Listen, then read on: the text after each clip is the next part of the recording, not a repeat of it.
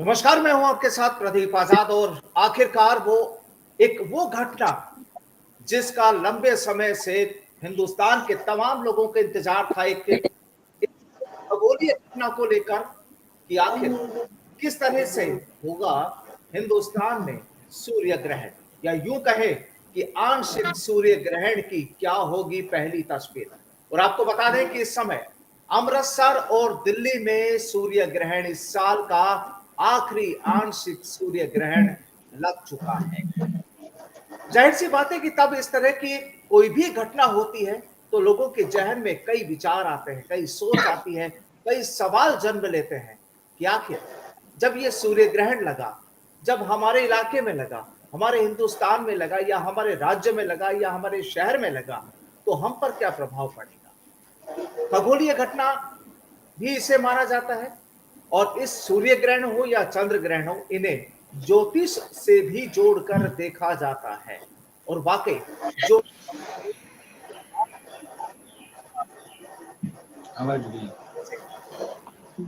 सूर्य ग्रहण के इस मौके पर कहा जाता है कि कई काम जो होते हैं नहीं करने चाहिए, क्या करना चाहिए, किस तरीके से खुद को सेफली रखना चाहिए। और आखिरकार ग्रह नक्षत्र पर आपकी जो ग्रह नक्षत्र है, आपकी कुंडली है, आपकी जो राशि है, उस पर इस तरीके का सूर्य ग्रहण का क्या प्रभाव पड़ता है। आज इसी मुद्दे पर चर्चा होगी। और चर्चा के लिए हमारे साथ खास मेहमान जुड़े हैं।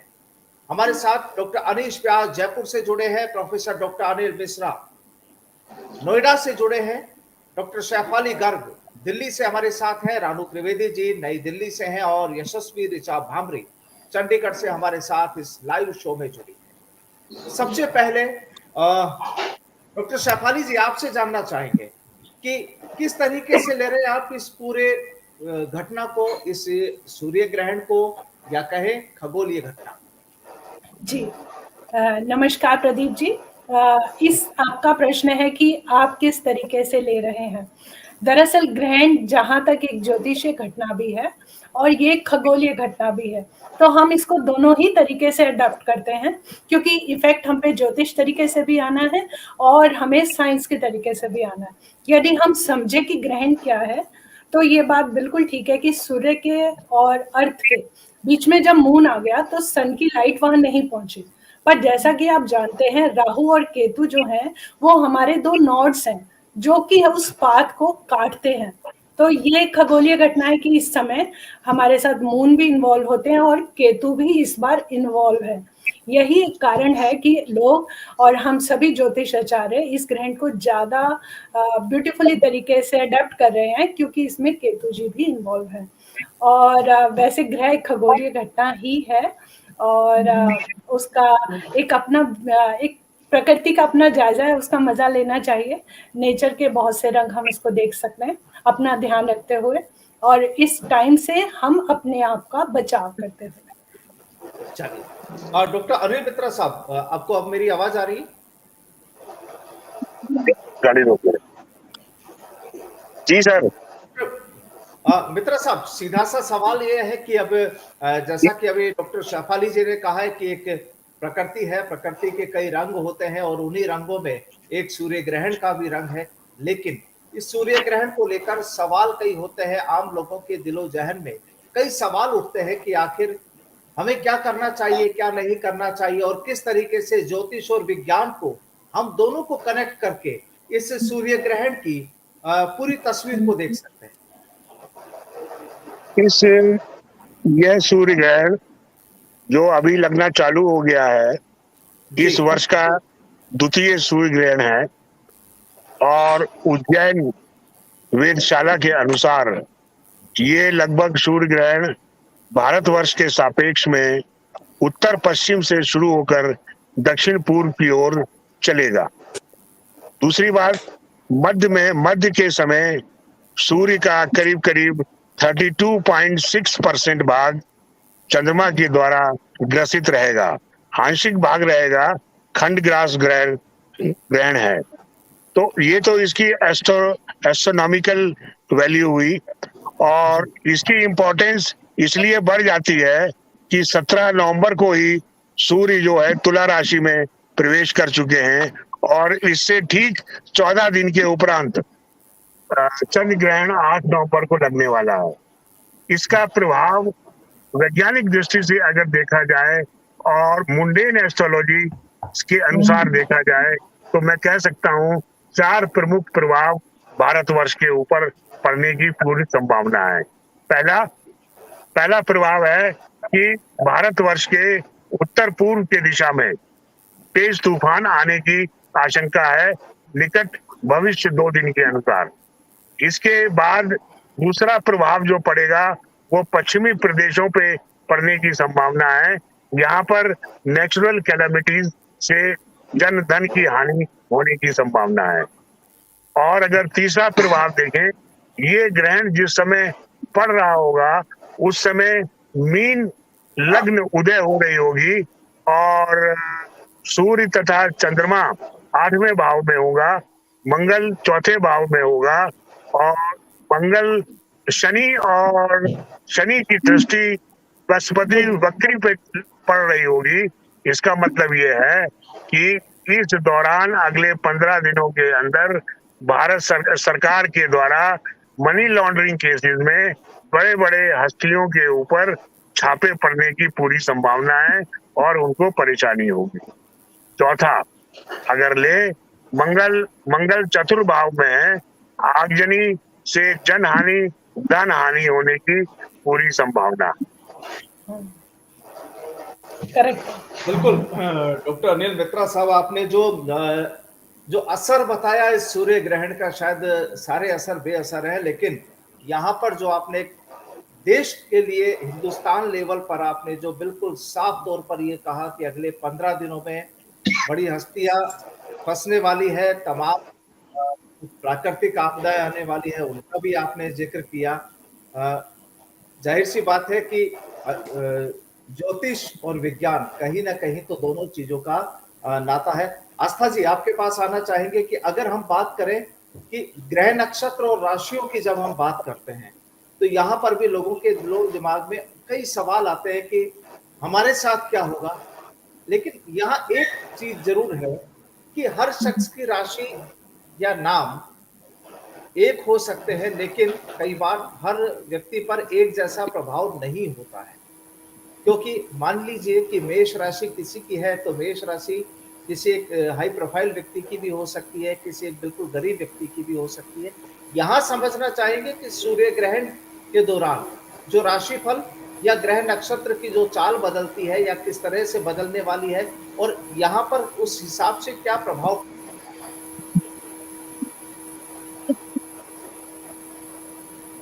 आस्था जी, आपकी आवाज। सभी एस्ट्रोलॉजी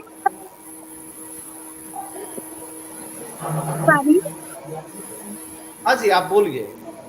सभी एस्ट्रोलॉजी को मेरा नमस्कार। आज दिन से हिंदू पर्व की सभी को बहुत बहुत शुभकामनाएं, पूरे हिंदुस्तान को शुभकामनाएं। जैसा कि अभी आपकी आवाज, आस्था जी आपकी आवाज ब्रेक हो रही है, पीछे आपके साथ कोई मशीन वगैरह कुछ ऐसा कुछ चल रहा है अगर तो उसका से भी आपकी आवाज ब्रेक हो रही है या ब्रेक हो रही है? आपकी आवाज, हाँ आपकी आवाज ब्रेक हो रही है, काफी शोर आ रहा है आपके पीछे से। एक मिनट, नहीं आपके पीछे से नहीं आ रहा है, ठीक है। चलिए आप एक बार अपनी बात शुरू कीजिए, देखते हैं एक बार। हाँ बिल्कुल बिल्कुल। मैं चाहता हूँ कि आज का जो सूर्य ग्रहण नहीं आ पा रही है आस्था जी, नहीं आ रहा है। आस्था जी आपकी आवाज नहीं पहुंच पा रही है, आवाज प्रॉपर नहीं। एक बार डिस्कनेक्ट करके आप वापस कनेक्ट हो जाइए, वापस कनेक्ट हो जाइए। ठीक है अब आपको वापस कनेक्ट हो रही है जी, ठीक है। चलिए इस प्रश्न का उत्तर जी, आपने बहुत सुंदर प्रश्न किया, तो मुझे लगा कि मैं एक लाइन इस पे जरूर बोलूं। आपने कहा कि ये मीन राशि या फिर तुला राशि हर लोगों की होती है और अलग अलग होती है, राइट? यही हमारा क्वेश्चन है और ये हर व्यक्ति हमसे जानना चाहता है कि हम पे इसका प्रभाव और कैसे आ रहा होगा। अब बहुत आसान है। देखिए, जब भी कोई एक्लिप्स होता है या ग्रहण होता है, इसका मतलब कि हमारी अर्थ उस समय उसके निकट आ रही है, तभी पॉसिबल है, राइट? जब भी कोई प्लैनेट जब पास आएगा, तो वो हम पर पहले से ज़्यादा हार्डली या बहुत हमारे पर ज़्यादा प्रभाव डाल पाएगा। ये भी एकदम नेचुरल है समझने में इसी। अब जिसकी कुंडली में, क्योंकि कुंडलियाँ आज तक 2 कभी सेम हो ही नहीं, जिसकी कुंडली में सन या तुला राशि पीड़ित होंगी, उनको इसका नेगेटिव इफेक्ट झेलना पड़ेगा, और जिनकी कुंडलियों में सन अच्छी पोजीशन पे है, उनको बहुत ज़्यादा असर नहीं पड़ेगा। सिर्फ ये हमारी ग्रह स्थिति जन्म के समय की है कि उस समय यदि हमारा ये प्लैनेट हमारा मार्केश बन के बैठा हुआ है या हमारे लिए कोई डिफिकल्ट सिचुएशन पे है, तो वो हमें नुकसान इस समय बढ़ जाएगा, क्योंकि हम पे प्रभाव ज़्यादा आ रहा है। बस इजी टू अंडरस्टैंड। चलिए, थोड़ा सा इसको अभी आगे हम और समझेंगे, थोड़ा सा आसान भाषा में। अभी आपने एक ज्योतिषीय हिसाब से जो बताया है, आचार्य यशस्वी जी, आपको हाँ जी सर। आपको क्या लगता है कि अगर राशियों पर और ग्रह नक्षत्र पर और तमाम प्राकृतिक माहौल पर अगर बात की जाए? ग्रहण स्वाति नक्षत्र तथा तुला राशि में होगा, ठीक है। अतः इस राशि के लोग राशि में उत्पन्न लोगों के लिए विशेष अशुभ फलकारक होगा। इस राशि वालों को ग्रहण में दान, पाठ, का पाठ विशेष रूप से करना चाहिए। और सूर्य ग्रहण में सूर्य का जप व दान, चंद्र ग्रहण का चंद्र, राहु तथा विभिन्न राशियों के जातकों के लिए ग्रहण का फल अलग अलग प्रकार से होगा। अगर आप कहें तो मैं बता सकती हूँ यहाँ पर। रानू वापस जुड़ जाओ। जैसे कि मेष राशि में स्त्री पति कष्ट, वृषभ में रोग गुप्त चिंता, मिथुन राशि खर्च अधिक, कार्य में विलंब, कर्क राशि कार्य सिद्धि, सिंह राशि धन लाभ, सिंह राशि वाले खुश हो जाए उनके लिए अच्छा होगा। कन्या धन हानि, तुला दुर्घटना चोट भय चिंता, वृश्चिक धन हानि, धनु लाभ उन्नति, मकर राशि रोग कष्ट भय, कुंभ राशि संतान संबंधी गुप्त चिंता, और मीन राशि शत्रु भय साधारण लाभ। इन सभी राशियों का अलग अलग इफेक्ट होगा। चलिए, ठीक है। डॉक्टर अनीश व्यास जी, मैं आपके पास आऊंगा। सवाल वापस आपसे करना था, लेकिन वो सवाल मैं डॉक्टर अनिल मित्रा साहब से करना चाहूंगा, क्योंकि इन्होंने अभी कुछ खुलासे किए थे। मैं इनके पास जाना मित्रा साहब, आपने तमाम ये चीजें अभी बताई कि प्राकृतिक आपदाएं कैसी होंगी, किस तरीके से मनी लॉन्ड्रिंग से रिलेटेड जो रेड होगी वो हिंदुस्तान में हड़कंप मचाएगी, बड़े लोगों पर होगी। सवाल एक और यहाँ पर, अगर राजनीति की बात करें, हिंदुस्तान की राजनीति की बात, तो आता है कि क्या राजनीतिक भूचाल भी आने वाला है या ये ग्रहण उस भूचाल को बिल्कुल थमा देगा? एक बार अपना प्रश्न दोबारा कह दीजिए संक्षिप्त में। सर, मेरा सवाल यह है कि इस ग्रहण से हिंदुस्तान की और राजस्थान की अगर हम राजनीति की बात करें, तो आपको क्या लगता है राजनीति में कुछ उलटफेर होने की संभावना है? वैसे तो मैं राजनीतिक विश्लेषण नहीं करता हूँ, लेकिन ज्योतिष का विद्यार्थी होने के नाते मैं ये जरूर कह सकता हूँ कि समाज के हर वर्ग में ग्रहण का प्रभाव पड़ता है, और राजनीति भी एक समाज का विभिन्न अंग है, अभिन्न अंग होता है। तो ग्रहण का और 14 दिन के बाद चंद्र ग्रहण जो पड़ रहा है, इसका प्रभाव समाज पे और राजनीति पे अवश्य पड़ेगा। अब जहां तक राजस्थान की बात है या महाराष्ट्र की बात है या गुजरात की बात है, गुजरात पर इसका असर जरूर पड़ेगा, क्योंकि इसका मुख्य असर इस ग्रहण का अगले आने वाले 2 महीनों में या 3 महीनों में पश्चिमी राज्यों में जरूर पड़ेगा। तो मैं समझता हूँ कि राजस्थान से ज्यादा गुजरात और हिमाचल पे राजनीतिक उठापटक होने की पूरी संभावना है। और खास तौर से अगर देखा जाए तो बहुत से ऐसे पुराने राजनीतिक हो सकते हैं जिनको अब की बार टिकट ना मिले और वो पार्टी में विद्रोह की संभावना भी उत्पन्न होती है। इसका मेन असर हिमाचल और गुजरात में मुझे लगता है कि ऐसी संभावना बन रही है। ठीक है, डॉक्टर अनीश व्यास जी, आपको क्या लगता है? सवाल थोड़ा सा राजनीति से भी जुड़ा हुआ है और तमाम प्रभाव से भी जुड़ा हुआ है, लेकिन मुझे एक सवाल मेरा था, मैंने शेफाली जी से और उनसे पहले कनेक्ट नहीं हो पाई है, उनसे भी मेरा सवाल केवल ये था कि राशियां कई लोगों की एक राशियां हो सकती है, लेकिन जब प्रभाव की बात आती है तो अगर आप ये कहते हैं कि मीन राशि वाले को धन हानि झेलनी पड़ेगी, तो सवाल ये कि क्या तमाम मीन राशि के जो लोग हैं सभी को धन हानि झेलनी पड़ती है, या फिर उनका आकलन किस तरीके से ज्योतिष शास्त्र में किया जाता है? देखिए प्रदीप जी, जैसा कि बताया गया है कि तुला राशि और चित्रा नक्षत्र में ये ग्रहण हो रहा है। अब तुला राशि राहुल गांधी की भी है और तुला राशि और भी कुछ लोगों की है, लेकिन हो सकता है कि राहुल गांधी को राजनीतिक लाभ नहीं मिले, लेकिन जो तुला राशि दूसरे लोगों की है उनको व्यापारिक लाभ मिलेगा, उनको वाहन से चोट दुर्घटना का भय रह सकता है, लेकिन जो राजनीति में है उनके हिसाब से अगर देखा जाए तो उन्हें राजनीतिक लाभ नहीं मिलेगा। प्रधानमंत्री नरेंद्र मोदी की कुंडली के अनुसार उनकी राशि वृश्चिक है और वृश्चिक राशि वालों को सूर्य ग्रहण का फायदा मिलेगा, उनका वर्चस्व बढ़ेगा, मान सम्मान बढ़ेगा, लेकिन कहीं न कहीं विरोध का विद्रोह का सामना करना पड़ेगा। जैसा कि डॉक्टर अनिल मित्रा जी ने भी बताया कि गुजरात, हिमाचल और राजस्थान में जो होगा वो राजनीतिक असर होगा, नए लोगों को टिकट मिलेगा, पुराने जो चेहरे हैं वो विद्रोह करेंगे। तो ये पूरी संभावना, क्योंकि दीपावली पर सूर्य ग्रहण है और देव दिवाली पर चंद्र ग्रहण है, तो कहीं कहीं ज्योतिष की दृष्टि से 15 दिन में 2 दिवाली पर ग्रहण होना, ज्योतिष आंकलन ये कहता है कि राजनीतिक उठापटक होगी और बड़े लेवल पे सत्ता संगठन में परिवर्तन होगा। चलिए, बिल्कुल। आस्था त्रिवेदी जी भी हमारे साथ जुड़ चुकी है। आस्था जी, अभी आवाज आ रही है आपको? हाँ, आपकी आवाज आ रही है मुझे, मेरी आवाज आ रही है आपको? यहाँ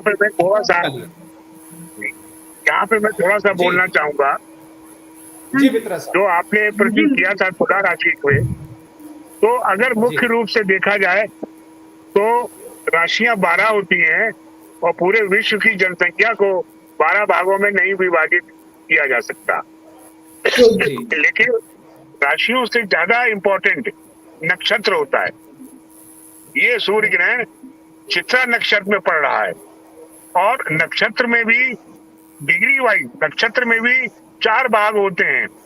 अगर हम कृष्णामूर्ति पद्धति से देखें तो नक्षत्र का स्वामी और उसके भावों का स्वामी 4 भाग में होते हैं।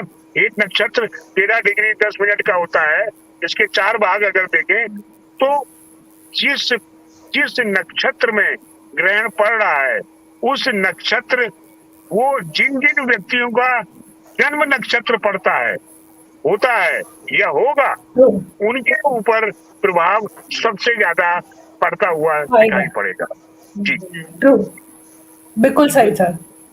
बिल्कुल। ये जो अलग अलग विधि जो यहाँ पर है उस बारे में भी चर्चा करेंगे। तो आस्था जी, आपको क्या लगता है कि इस ग्रहण से अगर हम महिला, आपकी आवाज चली गई, आवाज नहीं आ रही है? अब आ रही है। अभी आ रही है आस्था जी आवाज? हाँ जी, हाँ जी, हाँ जी। मैं जानना चाहता हूँ इस ग्रहण से महिला और बच्चों पर विशेष रूप से क्या प्रभाव हो सकते हैं? बिल्कुल प्रदीप जी, पहले तो आप सभी को नमस्कार और 5 दिवसीय हिंदू त्योहार की सभी भारतवासियों को बहुत सारी शुभकामनाएं। ये जो ग्रहण है वैसे तो महिलाओं, बच्चों, हर किसी के लिए बराबर है।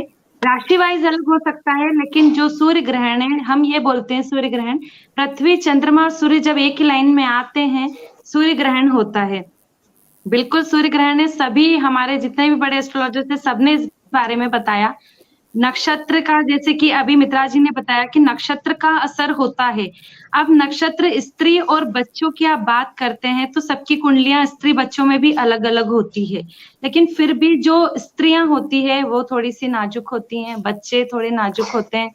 अभी वैसे ही दूसरे जो सूर्य ग्रहण होता है, जो प्लेनेटरी सिस्टम जो चेंज होता है, उसका सभी की बॉडी पे इफेक्ट पड़ता है, और स्वाभाविक सी बात है जो नाजुक होगा उस पर असर थोड़ा ज्यादा होगा।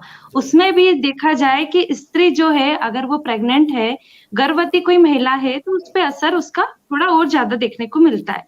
तो उसको थोड़ा सा, और बच्चे, जैसे अभी वेदर वैसे ही चेंज हुआ है, और साथ में जब ये प्लेनेटरी पोजीशन चेंज होती है तो उसकी वजह से काफी सारा असर बच्चों पे देखने को मिल रहा है। आपने भी देखा होगा, जब आप जाते हैं डॉक्टर्स के पास, इस बार भीड़ लगी हुई है बच्चों की, बहुत ज्यादा परेशानी बच्चों में आ रही है। तो ये सब प्लेनेटरी चेंजेस की वजह से, सूर्य ग्रहण की वजह से ज्यादा है। पर थैंक गॉड हम ये बोल सकते हैं कि इस बार ये इस साल का ये आखिरी सूर्य ग्रहण है, तो हमें इतना परेशान होने की जरूरत नहीं है। लेकिन फिर भी महिलाओं और बच्चों पे देखा जाए तो नाजुक हैं, और बहुत सी चीजें हैं, गर्भवती महिलाएं, इनको ध्यान रखने की जरूरत है। यही सारी चीजें हैं जो हमें स्ट्रांग बनाएगी। इसके लिए सूर्य ग्रहण है तो हमें सूर्य से रिलेटेड उपाय करके उसको, हम जरूरी नहीं है महिलाएं बच्चे हैं उनको भी हम उपाय करवा सकते हैं, और उस जो ग्रहण का प्रभाव है उससे हम उन्हें बचा सकते हैं। यही बोलना चाहती हूँ मैं कि सभी को, जैसे कि अभी हमारे अनीश व्यास जी, जो डॉक्टर अनीश व्यास जी, इन्होंने भी बताया, मैंने इनको भी सुना, सभी ने बताया, बताया तो मेरे बोलने लायक उसमें सारी चीजें आ गई है, कुछ रहता नहीं है। लेकिन जहां तक आपने बात की महिलाओं और बच्चों की, तो उसके लिए नाजुक हैं और उन्हें ध्यान रखने की बहुत ज्यादा जरूरत है। आपने भी पूछा इसीलिए शायद, क्योंकि बच्चों और महिलाओं पे इसका असर ज्यादा देखने को मिलेगा। तो हम ये प्रिकॉशंस ले सकते हैं। राशि वाइज देखें तो कुछ राशियों के लिए अच्छा है, कुछ राशियों के लिए बुरा है।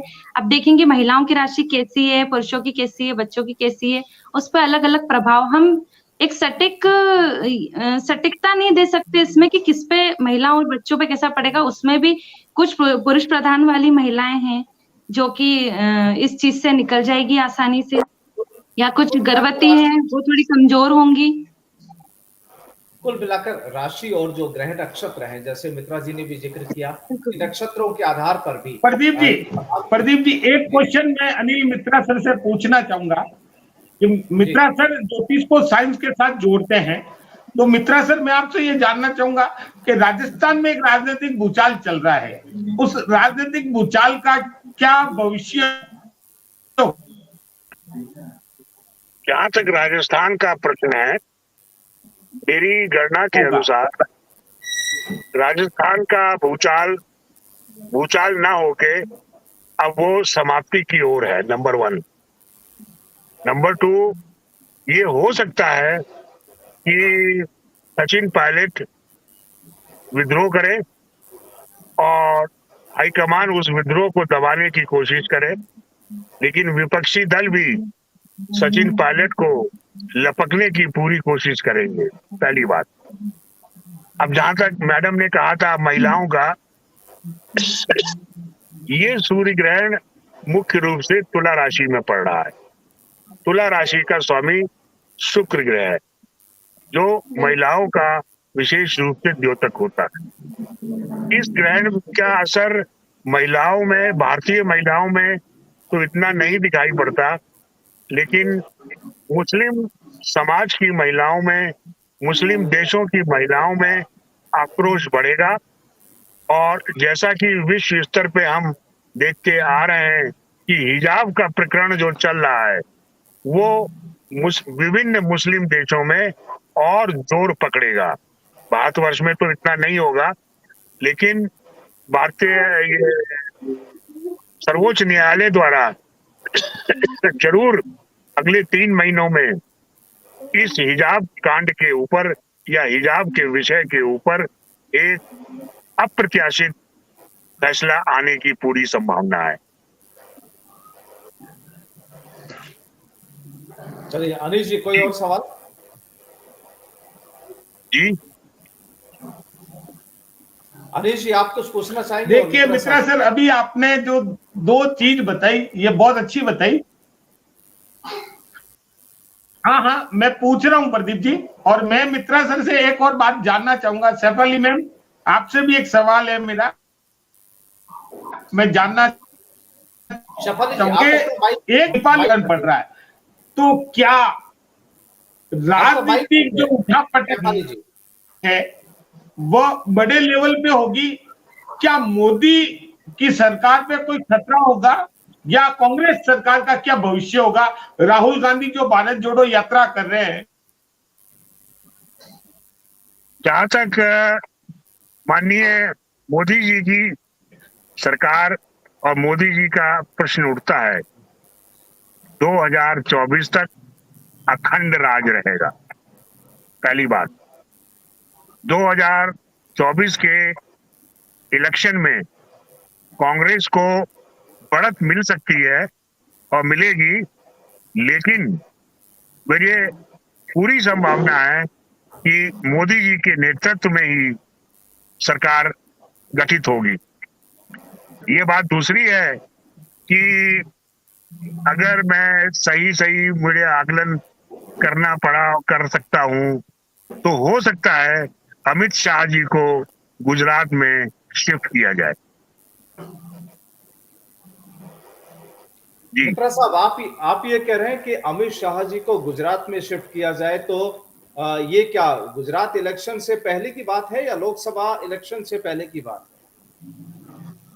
ये मुझे लगता है कि गुजरात इलेक्शन के समय ही संभावना है, और वहां पे जब जोड़ तोड़ की सरकार बनाने की नौबत आएगी, क्योंकि अभी गुजरात में 99 सीट हैं जो घटने की उम्मीद है, और किसी पार्टी का बहुमत नहीं आएगा उस गठजोड़ के लिए, और उसको नेतृत्व प्रदान करने के लिए हो सकता है कि अमित शाह जी को गुजरात भेज दिया जाए।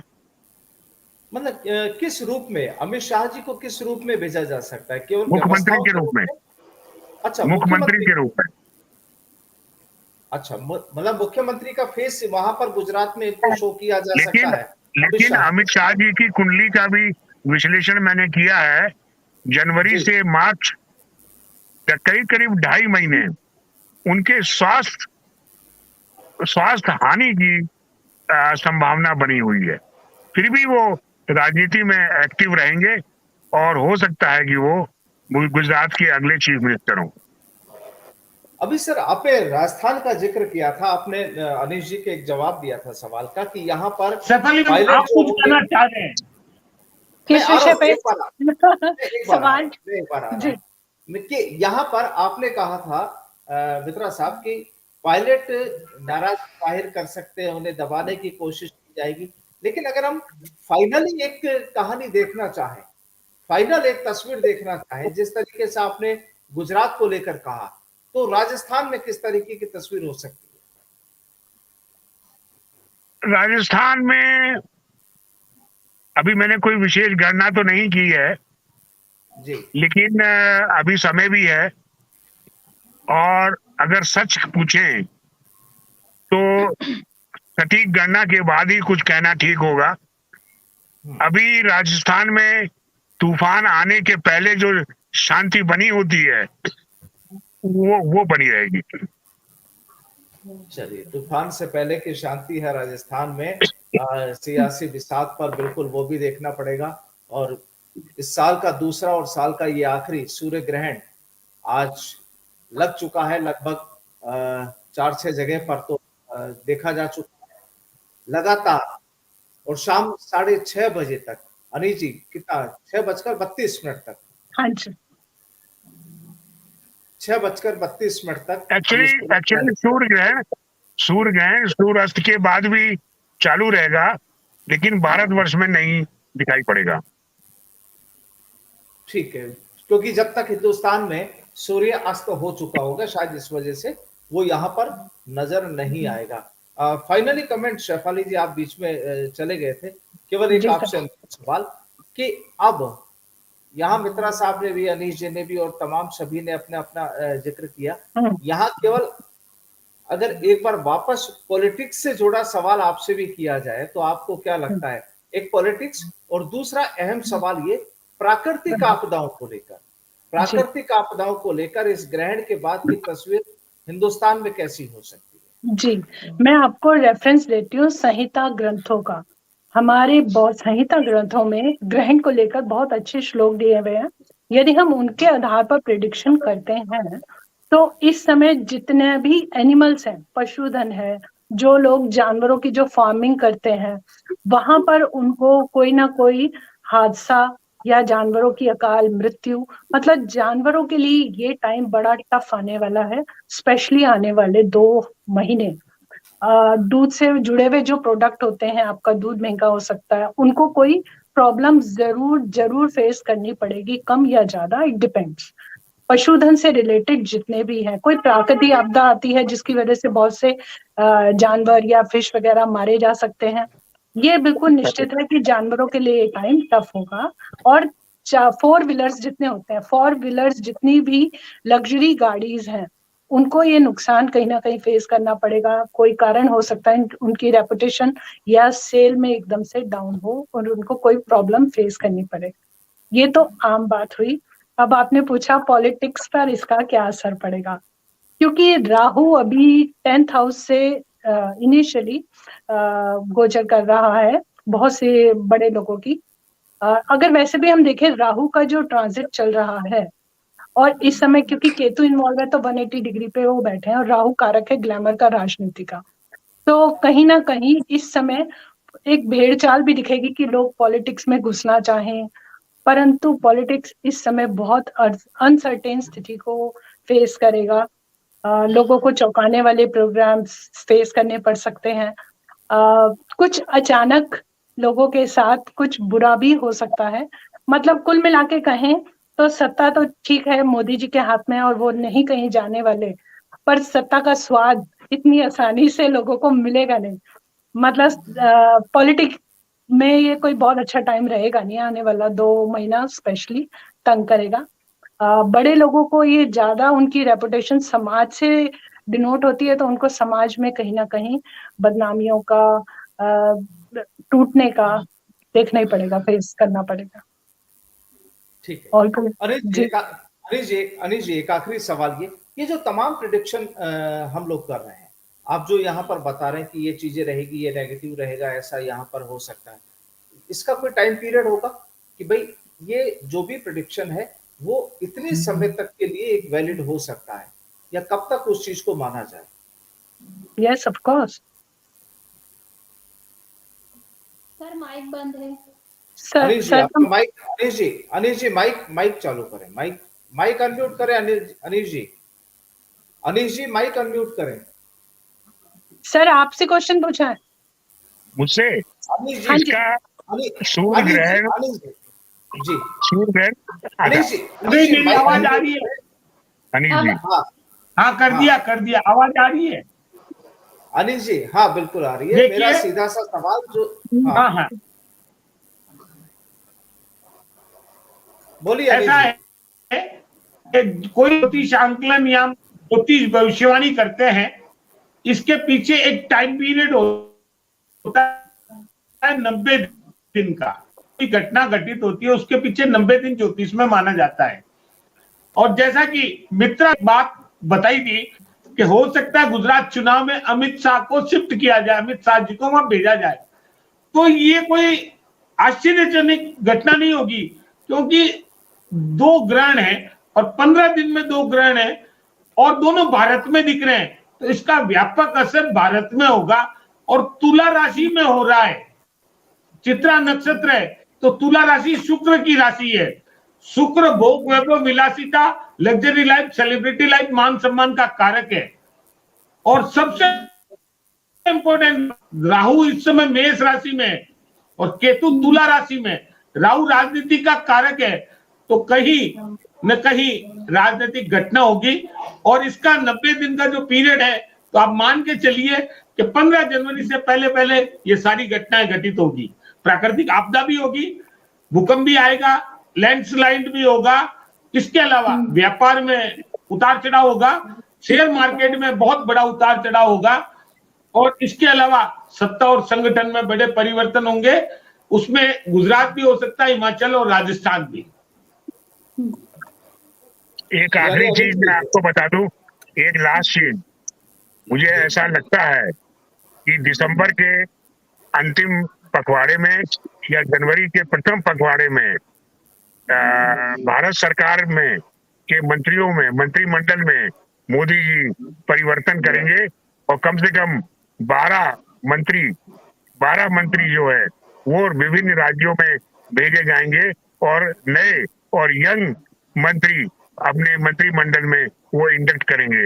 ये 12 की संख्या कोई वो नहीं है, 7 संख्या तो आप मान ही लीजिए, क्योंकि लिब्रा का 7 नंबर है और 7 मंत्री जाएंगे और 7 नए मंत्री बनेंगे। और जो इमोशनल बैगेज होंगे वो तो 15 दिन के अंदर ही असर दिख जाता है। जैसे ही चंद्र ग्रहण आएगा, जितनी भी इमोशनली है हम लोगों के झगड़े, घरों के, परिवारों के, ये तो 15 दिन के अंदर ही आपको इसका फ्रूट मिलना शुरू हो जाएगा साथ के साथ।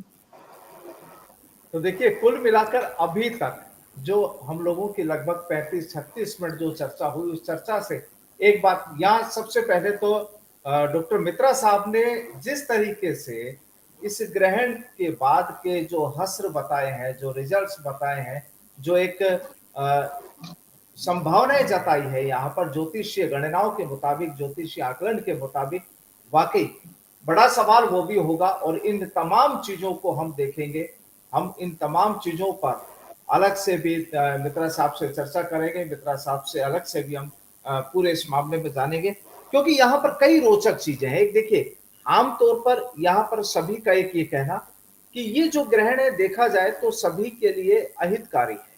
हितकारी मुझे नहीं लगा। तमाम जो यहाँ पर आप लोगों ने जो प्रेडिक्शन दी, चाहे वो जानवरों के लिए हो, चाहे इंसानों के लिए हो, चाहे प्राकृतिक की आपदाओं की बात हो, चाहे राजनीति की बात हो, हर हिसाब से यहाँ पॉजिटिविटी वाली जो चीजें हैं वो बहुत माइनर नजर आती है। तो जाहिर सी बात है कि यहाँ हम सभी को सचेत भी रहना होगा और जो भी उपाय हो सकते हैं वो उपाय भी करने चाहिए एक्सपर्ट्स के मुताबिक, जो भी एक्सपर्ट्स बताते हैं उस हिसाब से। और कुल मिलाकर ये कहानी, जो सूर्य ग्रहण की कहानी और आगे आने वाले 8 नवंबर को जो चंद्र ग्रहण होगा, क्या चंद्र ग्रहण का भी कोई प्रभाव पड़ेगा अनीश जी? देखिए, चंद्रमा मन का कारक है, कहा जाता है चंद्रमा मन सो जाता। चंद्रमा मन और मस्तिष्क का कारक है और कुंडली का सबसे पावरफुल ग्रह भगवान शिव ने उसे सर पे बैठा रखा है। कुंडली में 70% की भूमिका चंद्रमा निभाता है। और देव दिवाली यानी भगवान की दिवाली, जिसे हम कहते हैं कार्तिक पूर्णिमा पर चंद्र ग्रहण होना कहीं न कहीं रोगों को बढ़ाएगा, लोगों के मन में हीन भावना पैदा करेगा, लोगों के स्वास्थ्य पर असर करेगा और इससे ज्यादा लोग एक दूसरे के प्रति नफरत की भावना मन में उत्पन्न करेगा। तो चंद्र ग्रहण का भी व्यापक जो असर है वो होगा और वो तो बहुत जल्द दिखना शुरू हो जाएगा, जैसा कि शेफाली मैम ने अभी कहा है। यानी अनीश जी, यहाँ पर सूर्य ग्रहण की कहानी भी ठीक नहीं लगती, यहाँ पर चंद्र ग्रहण की कहानी भी ठीक नहीं लगती। बहरहाल किस्मत, ग्रह नक्षत्र और तमाम जो चीजें हैं बिल्कुल वो सबके साथ होती है। और सबसे बड़ी चीज, इसीलिए शायद इसे ग्रहण कहा गया है। जी बिल्कुल, इसलिए ग्रहण कहा जाता है। और जब हम लोग आमतौर पर चर्चाएं करते हैं, बात करते हैं, तो कई बार कहते हैं कि यहाँ कोई ग्रहण लग चुका है। ग्रहण का मतलब यहाँ एक नेगेटिविटी से हो चुका है, नकारात्मकता यहाँ पर झलकने लगती है। बहरहाल आप सभी का बहुत बहुत शुक्रिया हमारे साथ जुड़ने के लिए इस खास पेशकश में। आज के लिए फिलहाल इतना ही। धन्यवाद प्रदीप जी, धन्यवाद।